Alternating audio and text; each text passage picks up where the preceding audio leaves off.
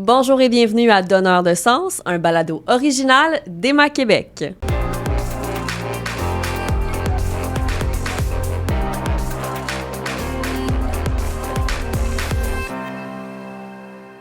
Mon nom est Camille Lemay et j'ai le plaisir d'animer cet épisode avec mon collègue Henrio Grubissa. Henrio, bonjour! Bonjour Camille. Dans ce balado, on aborde un sujet qui est de plus en plus connu. Et avec nous, Corinne, pour nous en parler. Bonjour Corinne. Bonjour à vous deux. Corinne Greffard, tu es conseillère en recrutement des donneurs à Emma Québec. Aujourd'hui, on va s'intéresser particulièrement à ton rôle de recrutement en cellules souches.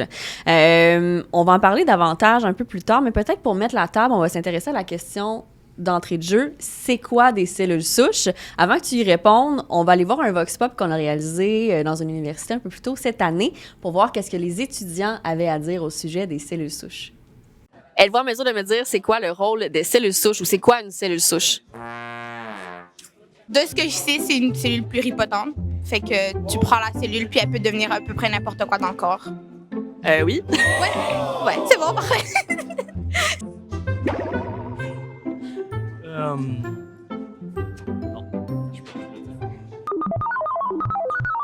Je sais, les cellules souches, il me semble, sont régénératrices.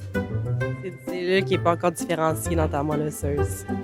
C'est une cellule qui peut se diviser en n'importe quoi. Ouais, fait que ça peut devenir globule blanc, globule rouge, puis après, tu peux en faire whatever.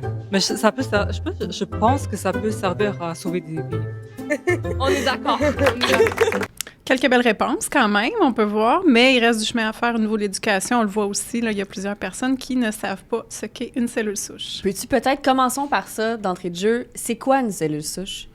Tout d'abord, il en existe plusieurs sortes de cellules souches dans le corps. Celle qui nous intéresse ici, c'est les cellules souches sanguines, les cellules souches hématopoïétiques. Donc, ce sont des cellules qui sont fabriquées dans la moelle osseuse et qui vont ensuite traverser dans la circulation. C'est une cellule mère qui peut devenir toutes les cellules du sang, c'est-à-dire soit un globule blanc, soit un globule rouge, soit une plaquette. Et la moelle osseuse, c'est à quel endroit dans le corps? Parce que souvent, on mélange moelle osseuse, moelle épinière. Oui. C'est quoi la nuance? C'est vrai, il y a beaucoup de gens qui vont mélanger les deux. La moelle osseuse, c'est vraiment à l'intérieur de l'os. Pour faire un visuel très simple, là, quand on va à l'épicerie, qu'on voit un os à soupe, un os à moelle, ce qu'on voit à l'intérieur, qui est rosé, un petit peu jaunâtre rosé, c'est de la moelle osseuse. Donc, il y en a à l'intérieur de tous les os, mais c'est dans les os plats, dans les gros os qu'on en retrouve le plus.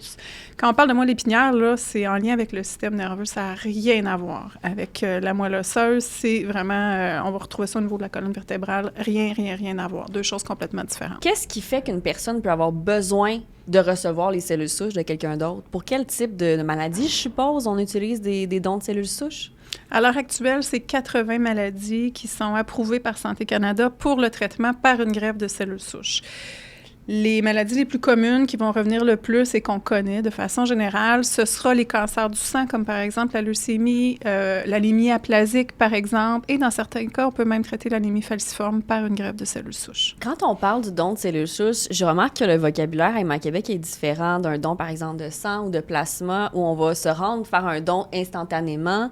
Pour le don de cellules souches, on parle beaucoup d'un registre de donneurs de cellules souches. Donc, si, par exemple, moi, je voudrais potentiellement donner mes cellules souches, ce serait quoi la première étape? J'ai l'impression que c'est pas juste me pointer à l'hôpital pour en donner. Effectivement. Le nom le dit, c'est un registre de donneurs de cellules souches. Donc, on s'inscrit pour que notre nom et notre profil génétique, notre typage HLA, soient rendus disponibles dans un système qui est mondial au cas où quelqu'un, un jour, serait trouvé compatible, un patient serait trouvé compatible avec le donneur. Et c'est à ce moment-là seulement qu'un donneur serait appelé pour faire un don de cellules souches. C'est vraiment rare que ça se produise. C'est comme gagner à la loterie. Quand on reçoit cet appel-là, en ce moment, c'est une moyenne de 20 donneurs par année au Québec qu'on appelle seulement. Et il y a quand même près de 57 000 personnes d'inscrits au Québec. Alors, première étape, se rendre, si on souhaite être donneur potentiel de cellules souches, se rendre sur le site web. Absolument. Est-ce qu'il y a des critères? Est-ce que tout le monde pourrait, dès aujourd'hui, dès maintenant, aller s'inscrire ou on préconise peut-être un certain groupe? On a quelques critères, effectivement. Le premier, c'est être âgé entre 18 et 35 ans. Et attention, 35 ans, c'est vraiment jusqu'au jour du 36e anniversaire. Donc, la veille de notre anniversaire de 36 ans, on peut encore décider de s'inscrire et commander notre trousse de frottis buccale. Ça, c'est le premier critère, si on veut. Ensuite, il faut être en bonne santé générale, mais reste que l'appel peut survenir dans 10 ans, dans 15 ans. Donc, des petits problèmes de santé mineurs qui pourraient avoir changé dans 10 ans. On ne tiendra pas compte de ça. Et 10 ans, donc, jusqu'à quand on peut être appelé? Jusqu'à l'âge de 60 ans, le profil génétique, le fameux typage HLA, demeurera au registre parce que tout est fait. Par contre, la raison pour laquelle on souhaite inscrire seulement des gens entre 18 et 35 ans, c'est pour tenter de rajeunir le registre le plus possible. Plus le donneur de cellules souches est jeune, plus les chances de survie du receveur et le succès de la greffe est grand pour le patient. Donc, assurément qu'on choisira toujours le donneur le plus jeune possible et c'est pour cette raison-là, on veut vraiment concentrer tous les efforts, toutes les ressources disponibles à analyser et à inscrire les gens entre 18 et 35 ans pour cette raison-là. Est-ce qu'il y a d'autres critères, Corinne? Il en reste un, c'est être prêt à donner à quiconque en aurait besoin parce qu'un don de cellules souches, c'est fait de façon confidentielle au départ. On ne sait pas à qui on donne quand on est contacté. Ça peut être un enfant, ça peut être un adulte, ça peut être quelqu'un qui vit au Québec, comme ça peut être quelqu'un qui vit n'importe où à travers le monde. On n'a pas cette information-là au départ. Peut-être expliquer comment ça se passe, ce fameux don-là. Là. On reçoit l'appel, on est un match idéal pour une personne qui a besoin d'une greffe de cellules souches. C'est quoi? Est-ce qu'il y a une seule façon de donner des cellules souches? Est-ce qu'il y a quelques options? Comment le don se passe? Il y a 2 méthodes pour faire un don de cellules souches. Je vais vous expliquer les deux. Demeure qu'au final, le donneur a toujours le dernier mot. S'il y a une des 2 méthodes qu'il préfère ne pas faire, ou s'il accepte les deux, ce sera vraiment à sa discrétion. Mais il arrive parfois que certains médecins transplanteurs, donc le médecin qui suit le patient, qui va demander de façon précise un des 2 produits. Donc, évidemment que le donneur sera avisé à ce moment-là que c'est ce qui est demandé. La première méthode qui existe, c'est un don de cellules souches périphériques. Donc, ce sont les cellules souches qui se retrouvent dans la circulation. On en a en ce moment en petite quantité qui sont encore à l'état de cellules souches dans notre sang.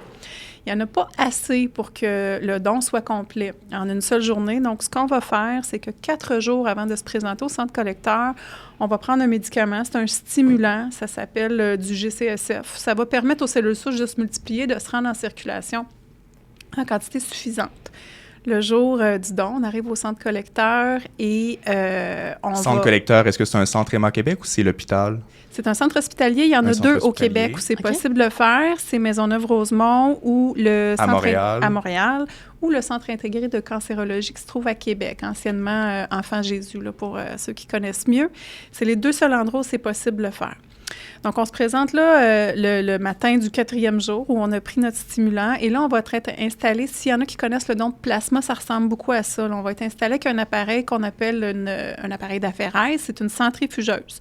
Il y a 2 tubulures qui vont être installées. Le sang va sortir d'un côté, va être filtré par cet appareil-là.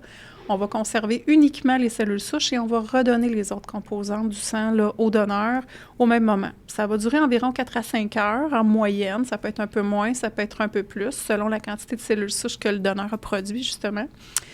Et on est quand même confortable pendant qu'on est allongé, donc on peut écouter un film ou 2, on peut travailler, on peut aller sur les réseaux sociaux. Qui n'a jamais passé 3-4 heures à naviguer sur ces réseaux? Ouais. Sans aucun résultat à la fin, là, en échange, on sauve une vie quand même, donc c'est pas rien.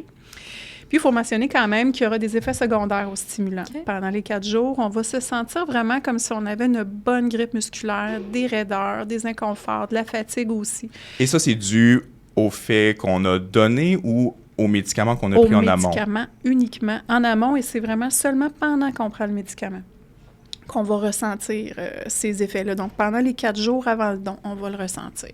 La plupart des donneurs vont se sentir assez bien pour aller travailler, aller à l'école, tout ça. On va prendre du Tylenol pour se soulager. Il faut juste savoir que c'est là, c'est présent et c'est cumulatif. Donc, le jour du don, on a hâte là, que ça s'arrête. Comme on cesse de prendre le médicament le matin du don, le lendemain du don, déjà, je vous dirais là, que tout est rentré dans l'ordre et ces effets-là auront disparu. Et l'autre méthode de don, ce serait, si on n'est pas par affairaise, c'est donc par ponction dans les os du bassin, c'est Exactement. C'est un don de moelle osseuse. mollusseuse qui va se faire. On a choisi, c'est l'os du bassin qui est choisi parce qu'il est très gros, donc il contient beaucoup de moelle osseuse. C'est vraiment juste au-dessus de la fesse. Tantôt, on différenciait la moelle épinière de moelle osseuse. Oui. C'est vraiment presque sur le côté, donc c'est pas proche du tout de la colonne. S'il y a des gens, des fois, qui s'imaginent qu'ils peuvent rester paralysés, ce n'est pas vrai, ce n'est pas le cas. Puis est-ce que le prélèvement est fait dans un centre de dons Héma-Québec ou toujours dans les hôpitaux? Toujours dans un des hôpitaux? 2 centres collecteurs qu'on a mentionnés. Cette fois-ci, ça va se faire sous anesthésie générale parce qu'avec une aiguille, on va traverser l'os du bassin pour aller chercher la moelle osseuse, donc les cellules souches, là, vraiment à l'intérieur. Ça va durer environ 45 à 90 minutes. C'est pas très long. C'est pas douloureux pendant la procédure parce qu'on est sous anesthésie, évidemment.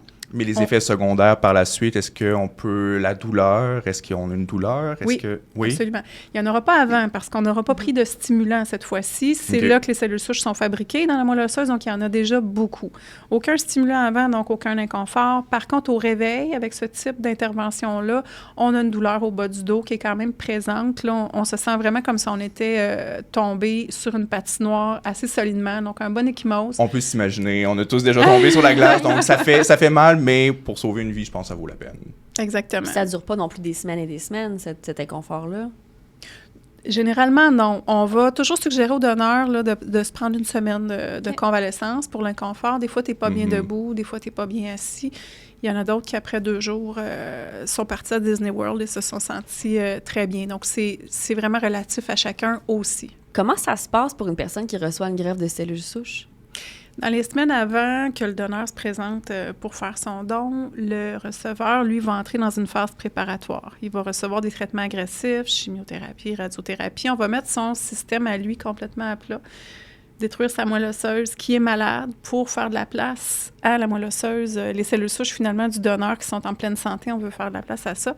Son système immunitaire va être complètement à plat, donc il va être mis en quarantaine, assurément, là, pour éviter qu'il contracte des infections.